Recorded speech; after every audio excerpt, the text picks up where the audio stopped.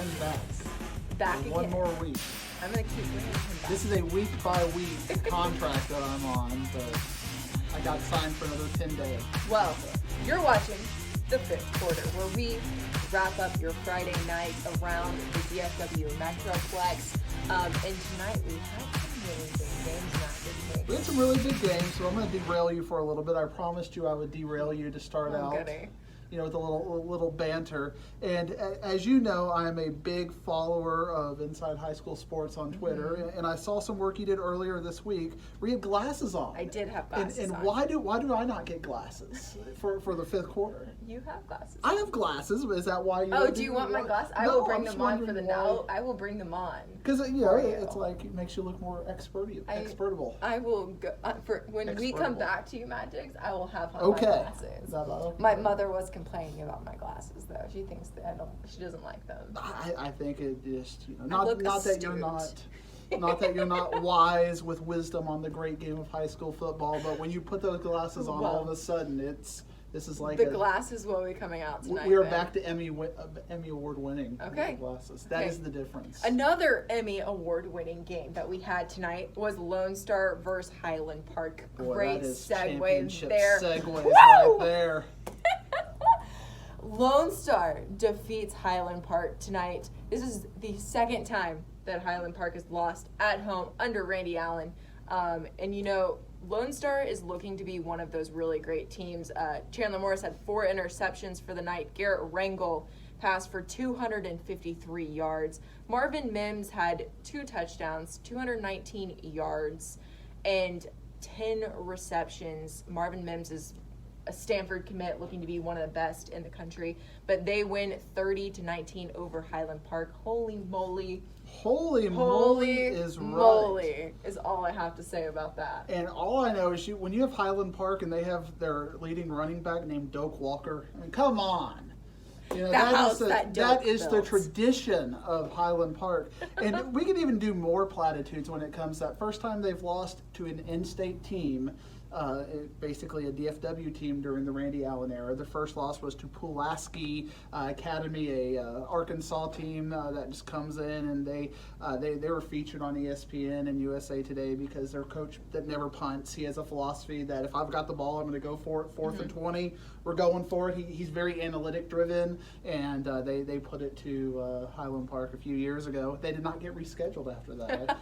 A team you cannot predict. But when I see this game, I think you can look at all those numbers. All those numbers are great. It's the unsung heroes for the defense, to me, that really stand out for Lone Star. I mean, 4 interceptions. How many times have we come in here and talked in our first 2 weeks and today of 66-59 games? That was the Highland Park Rockwall score. Then we had Aledo and Denton Geyer, a 60-56 kind of a game.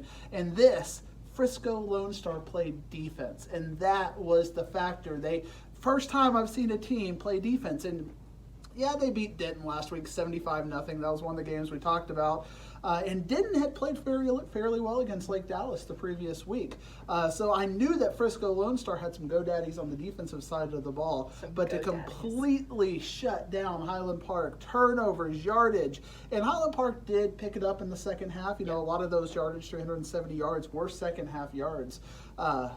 Give all the credit to Frisco Lone Star. They are your new #1 team in 5A, I would imagine. Well, that might be happening on the warm-up on Thursday. I just love the fact that, not so much love, but I think it's interesting that they held Highland Park, who's a high-scoring offense, to no points in the first half. And 19 points in the game. And Frisco Lone Star, we talked about this last week, that game was very ironic, 10-7 last year when they played, and how well Frisco Lone Star kept them. They just couldn't offensively do it, and Highland Park found a way to win late.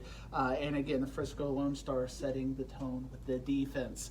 And that is what's going to determine if Frisco Lone Star is going to be a state title contender or not when we get into December. Can that defense continue to play at that high level? Because as much as you want to look at the fact that they did play well, you're not going to get 4 turnovers against Highland Park as a guaranteed factor that you're going to play in. Yeah, they might get a couple of picks on them because they played well, schemed well, they were prepared, and that defensive coordinator at Frisco Lone Star should sleep well tonight because he completely His coached. job is secure. He coached them up. He did well.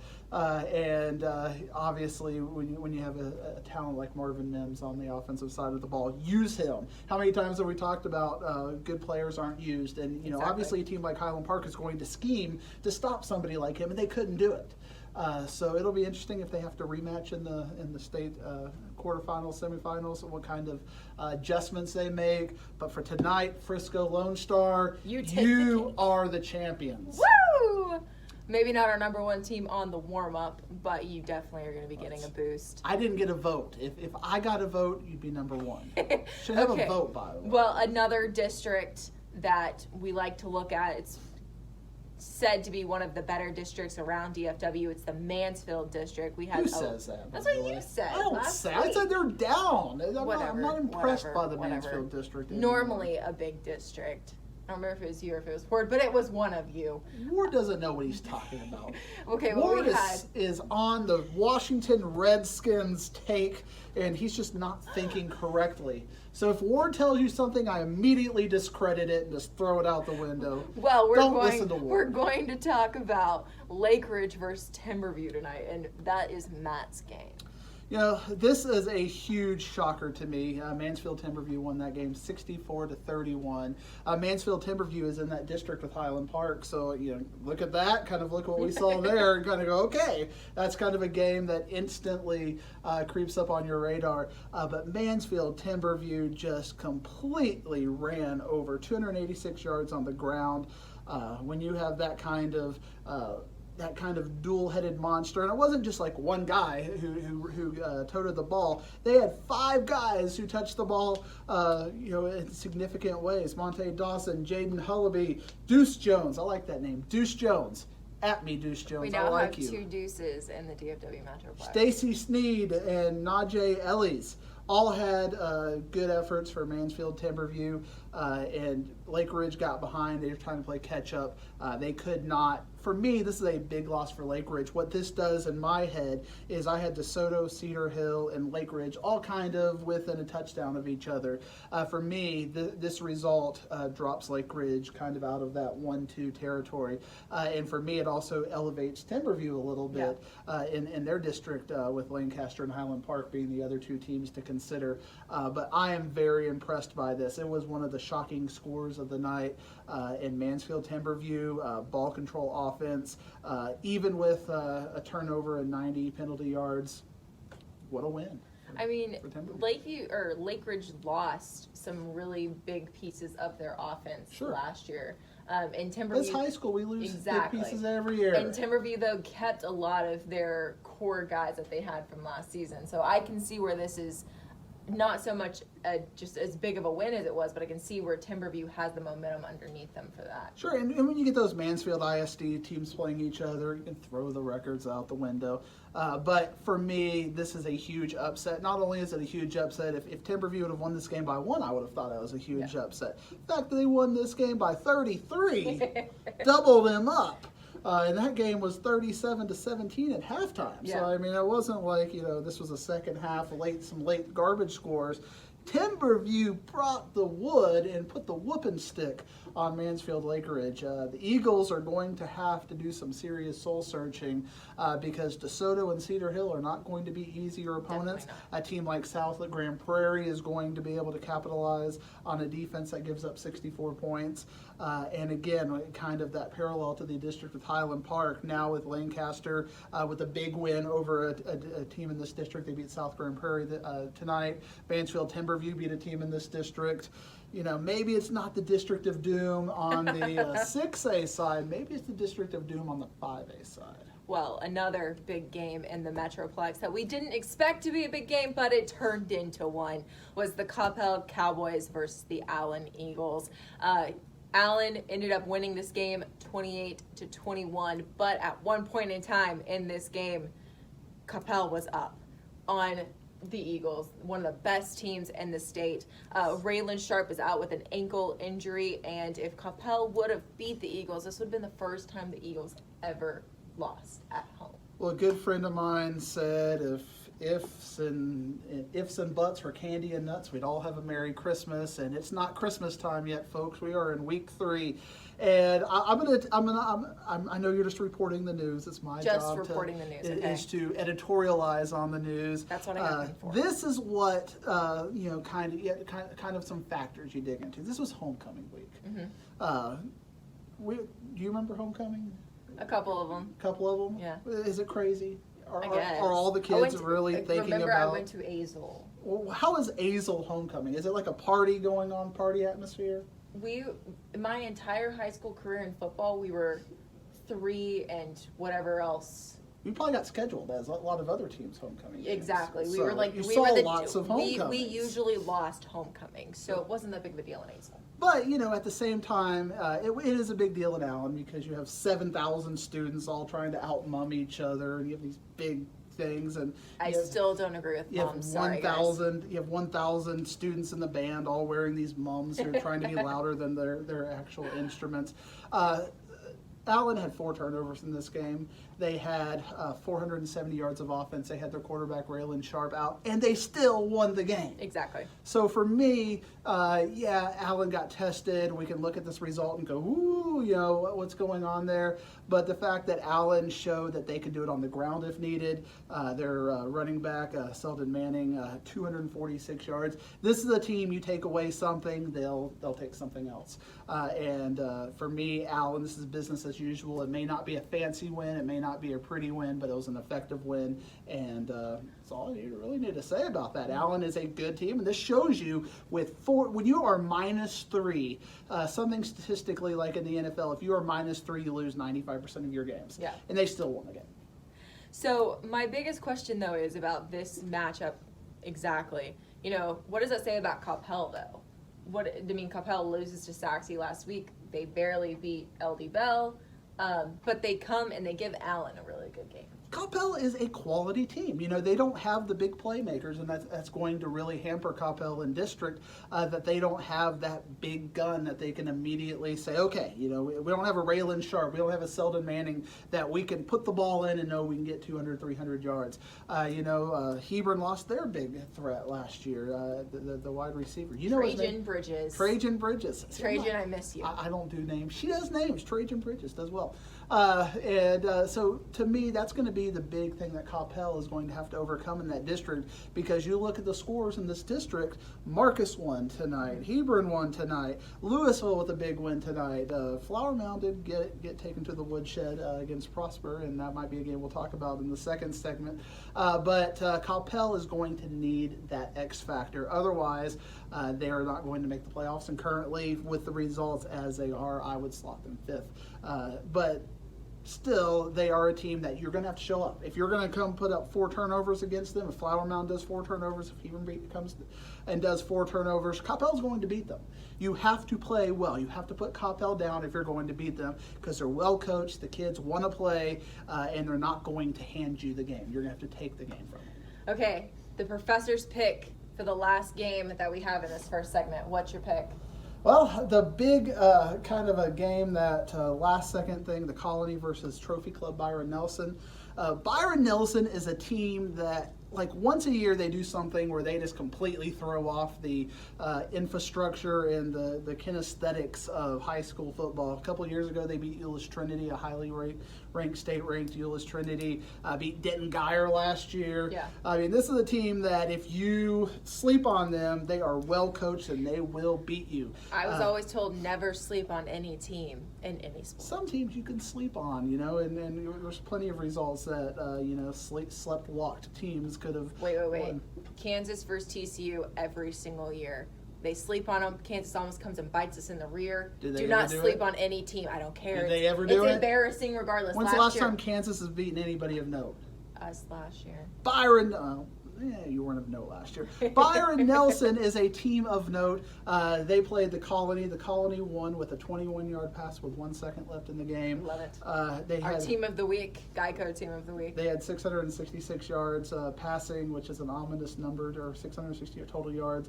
Mikey Harrington, 460 yards, 6 touchdowns. Miles Price, again, another big night. And when you have a receiver like Smith, Njigba, Jackson Smith Ninjigba. Ninjigba at Rockwall, Sims at Frisco Lone Star, Miles Price, Bridges like last year. Got to get him the ball. Yeah. And they're getting Miles Price the ball at the Colony. He had 11 catches for 172 yards. And Mikey Harrington, what a quarterback. Yes, and to have the confidence to lead that team down 33 of 38, 460 yards with 1 second left to win the game.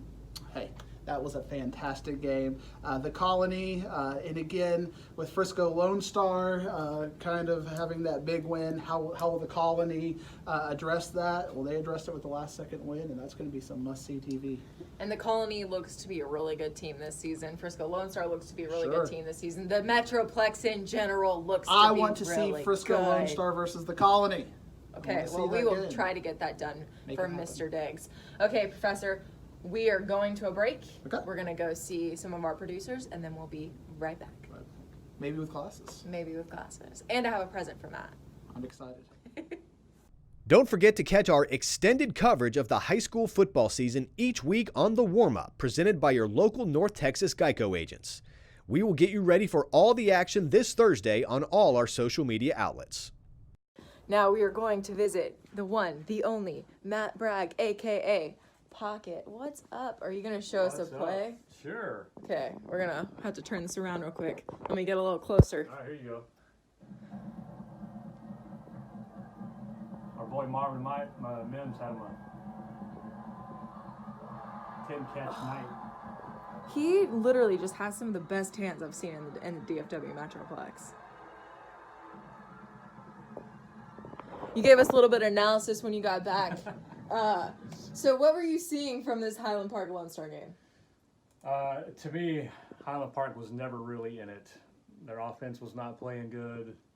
Defense could not stop Marvin Mims. Lone Star should have put up 50-plus points on Highland Park tonight. I love it. I love it. You're going to see highlights from this game tomorrow. He's also going to the Duncanville St. John's game tomorrow. So you might see some highlights from that on our Twitter account. But we will be right back with the fifth quarter. Watch Inside High School Sports to catch this week's MVP, brought to you by GiveMeTheVin.com. These MVP athletes make it look easy, just like GiveMeTheVin.com makes it easy to sell your car. And we are back with the fifth quarter. And first things first, just for you, Matt, Professor Ashley? No, just I like that, Professor Ashley. We're gonna have like our. We have my glasses now, and I have education a present. Talk. I've heard about this present all week, and people have told me about this, and from the people who bring you bobbleheads every week, I had no clue what to expect. But now, look at this. We have the whammy button right there. Well, actually, it'll have new sounds previewed into it every week, and Matt's going to get a surprise every time. We're going to find out, like... Good. Hold on. Oh, good for you!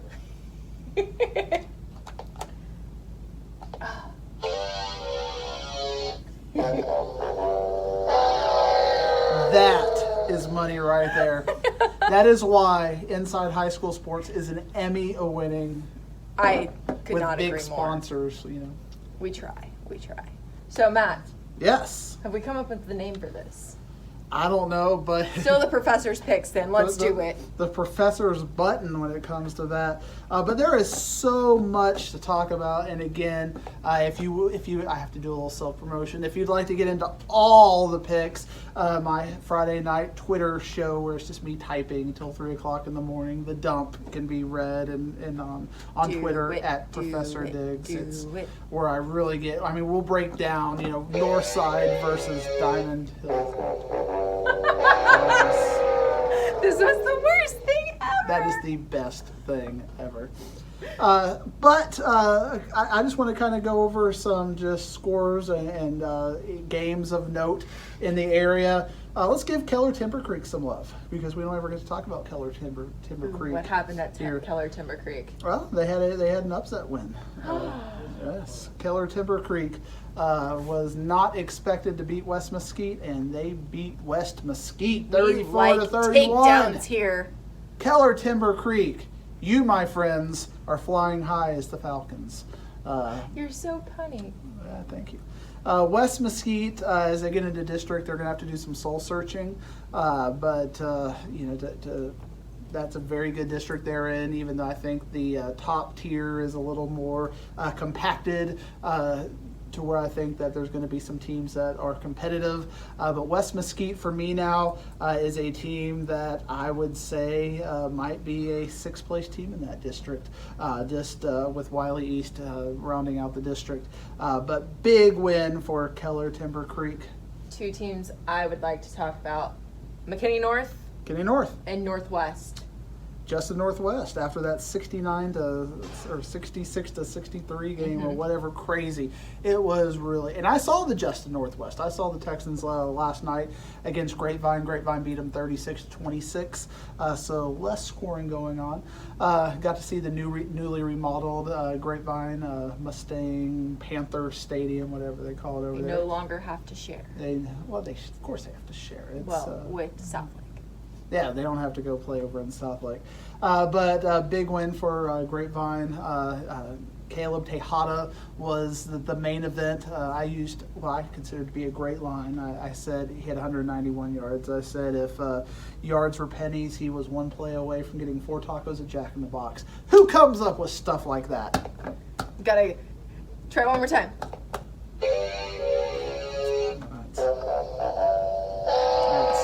Gotta press it a couple times, but it works. That's who comes up with lines like that. And McKinney North had a big loss. They were upset by Frisco Wakeland. McKinney North's defense, my gosh, that is I watched Justin Northwest, and I apologize to coaches when I give you my opinion, because I realized if we were playing like press your luck with coaching knowledge, you would whoop me. You would take me out to the woodshed and do that. And I see things systematically and schematically. And Justin Northwest, to me, how did they score that many points against McKinney North? Because they were, and again, different. I mean, for all we know, the quarterback was sick. The running back had cramps. There could have been some mitigating factor where I didn't see them at their best. But it was just dink and dunk, and they didn't have creativity and offense. It's like they refused to throw the ball. They would either throw the ball 50 yards down the field, or they would throw the little 2-yard pass and let the wide receiver try to make a play out of it. And I just didn't feel like they had a creative offense. They didn't run curls and slants in the middle of the field. They didn't do anything like reverses to get the ball out on the edges. It was just straight down the middle, or you could throw it 70 yards deep, and they didn't hit any of those. Yeah. So Grapevine, for me, had a good win. They're going to be a good team, and it was a good bounce-back win. Northwest, a little disappointing, but they're in a district where they can be disappointing with teams No like offense or anything. Fort Worth Poly, Fort Worth Eastern Hills, Fort Worth Southwest, Fort Worth Wyatt, they play tomorrow. Fort Worth Carter Riverside. Justin Northwest is going to win every district game by 5 touchdowns. Yeah.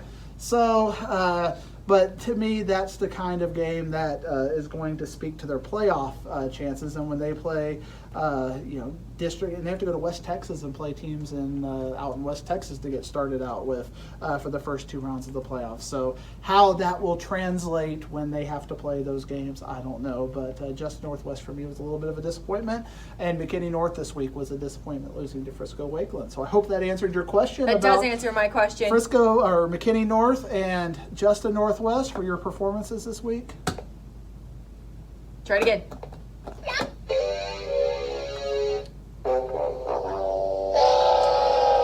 And again, when I speak like that, I am not criticizing any specific player or anything to that end. It's just the big picture games. I think if we're being intellectually genuine, their coaches would agree with me that they got to play better. McKinney North, you got to play better defense. And Justin Northwest, you got to get a little more creative. You got some studs. That Sims at running back, Ahmad at quarterback, good players. Get the ball out there in space. Let them do their thing. Trust your quarterback to make plays 10 to 15 yards down the field instead of 60 yards or 5 yards or 2-yard bubble screens. Throw the ball in the middle of the field. Take advantage of that. You had big receivers who could catch the ball, and you didn't even try to use them.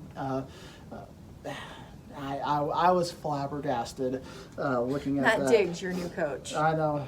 And again, I'm sure if the Justin Northwest offensive coordinator came here he might beat me with his playbook and say, look, this is my There's only career. so many This is things. my job. I know way more about that. You're just a blowhard who gets on internet podcasting, but that's just what I saw. And Hey, you get paid the big bucks to I get paid. podcast, I get okay? paid the big bucks to podcast. You get paid the real big bucks to be an offensive coordinator, and I don't know. But to me, you were disappointing in your performance as offensive coordinator.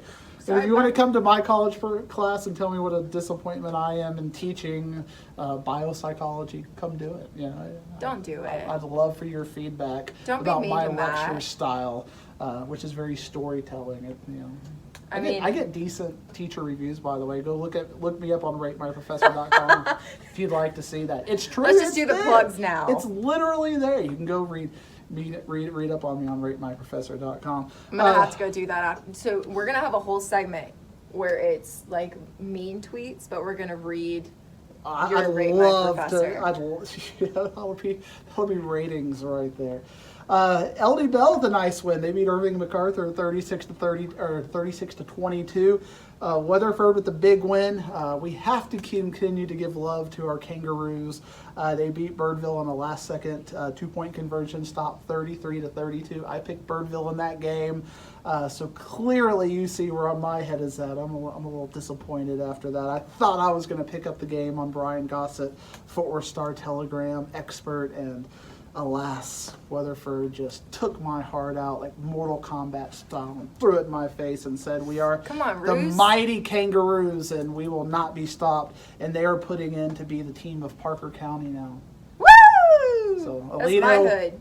Move over, Alito. We have the Weatherford Kangaroos as the I don't know about it. Let's as not the piss big Alito roos, off just big yet. roos in town. Well, Alito effectively had a de facto, in my opinion, district championship game tonight against Burleson Centennial, and they beat Burleson Centennial pretty good. I don't remember the score offhand, but it was like 59-23 or something. Something that was a pretty substantial score. Because I know you want to know this. It was 63-30. I do want to know, so thank you. For And some garbage touchdowns for Burleson Centennial at the end of the game. But again, Burleson Centennial is a good team. They're going to be a team that's going to make the playoffs. They're going to be a team that might even win a game or two in the playoffs. But Alito is just that next level team. And Burleson Centennial, showed that they can put up some points against Alito, and they're going to be a team to be reckoned with, as well as Midlothian and Burleson in that district. And Cleburne may be a team that we'll end up talking about in that district as a wild card team that might have some noise. And of course, Everman can't always. They should be the Railroaders, like their independent league baseball team, the Cleburne Railroaders. I think that should be their new. They're the Yellow Jackets. So. I like Railroaders. I'm voting for a change. What do you know about the Cleburne minor league team or independent team? Independent league team. I know. I read an article like Rafael Palmeiro played for them. Yeah. Like when he's like and 50. And his son plays for them. Plays for them still. A little nepotism there. Yeah, just a tad. Yeah. It's how I got this gig. It's a very interesting team. Best thing in Cleburne right now, though. Cleburne, the city loves him so much. I don't think I've ever seen that many people at an independent league baseball game before. That's impressive. Yeah, I know, right? They might be outdrawing the Rangers right now until they get to that new Globe Life Park 2. We don't need to talk about the Rangers right this second. Arlington ISD, the big three were off this week. Arlington Martin, and Arlington Lamar. You want a game to talk about next week? If I want to do Ward's job for him, kind of starting to put games. Our game of the week next week. Arlington Martin against Rockwell will be a That's fun our game of the week next week, actually. Hey, I am a soothsayer when it comes to that. So we'll find out if Arlington Martin can score 24 points on special teams and whatnot. So not a good week for District 4, 6A. North Crowley lost to Denton Geyer. Do you have anything you'd like to share about Denton Geyer? Denton Geyer is my new team. I've decided. We've made that decision today. I am now a Denton Geyer Wildcat till the day I die. And they won 55-7. Woo! That's what we come to expect. Please adopt me. Fake John Walsh put on the whipping stick for you. I have to get your approval before this is official, though. Well, John Walsh is please watching let me this. know. John Yes. Walsh does not sleep. All he does is consume energy. And John Walsh Kedrick Cobb said that he loves all the Inside High School sports stuff. Of course he does. He's probably watching this right now. He's probably got 8 TVs up of all the district games that he's watching against the teams he's going to be scouting out, and the first round of the playoffs. And then my He's kids looking from at the it all. basketball team last year that were my boys, and the kids I have this year on the team. I'm just all about Denton Guy right now. Got your Denton Guy. Adam Bodecker will love you and probably send you inappropriate tweets now because he knows you're a Denton Guyer fan. So be looking for that on the Twitter if you're interested in that. Professor Diggs, A Bullington 0. There you go. IHSS DFW _DFW. Other 6-6A had a couple of games of note. Flower Mound lost to Prosper this past week. Prosper was up 36-0. Everybody in the Dallas Morning News picked Flower Mound to beat Prosper, Flower and Mound was Prosper one was of- up 36-0 on them. Prosper was one of the, Flower Mound was one of those teams last year, though, that just came out of the woodworks. They are. Was phenomenal. And then, but you can never sleep on Prosper. Prosper is just a good football team. That is like the best compliment you can give about Prosper. They are just such a solid, good football team. I mean, they got the center who's a Texas commit or a big commit. I don't do recruiting. Jake Majors. Stuff. Jake Majors. He's a stud. I mean, he's a good player. I'm so excited that I know all these names. I know. But Prosper, they just win. It's like they're embedded into their culture is great. They got the new stadium. Defense is great. Special teams is great. Offense is great. You know, they're not going to have any. Even tonight, they put up 57 points, and they're not just going to have numbers that, you know, Jackson Berry had 281 yards, 3 touchdowns. Good, you know, but again, we've seen 500-600-yard performances. JT Lane, 19 carries, 131 yards, 3 touchdowns for Prosper. Good. I mean, you know, but again, they're not going to be winning bobbleheads like all of our other, you know, people up here. Dun, dun. It's okay, they're just a good football team. And when you can put up 36-0 on Flower Mound, hold them to 274 yards, mostly in the second half, that's a good football team. And considering what happened to Allen this week, that Prosper, the Battle of the Eagles, it's for the district championship, Allen versus Prosper. Obviously, Allen's going to be the favorite. They will probably win.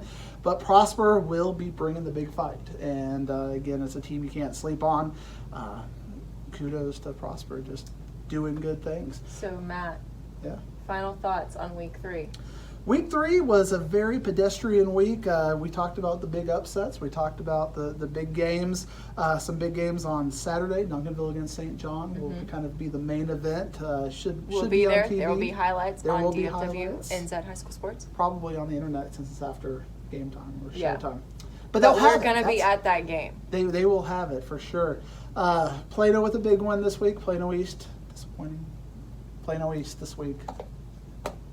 You gotta work on this button. Oh, good for you. Not good for you, Not sorry. good. Our final thoughts on Plano East this week.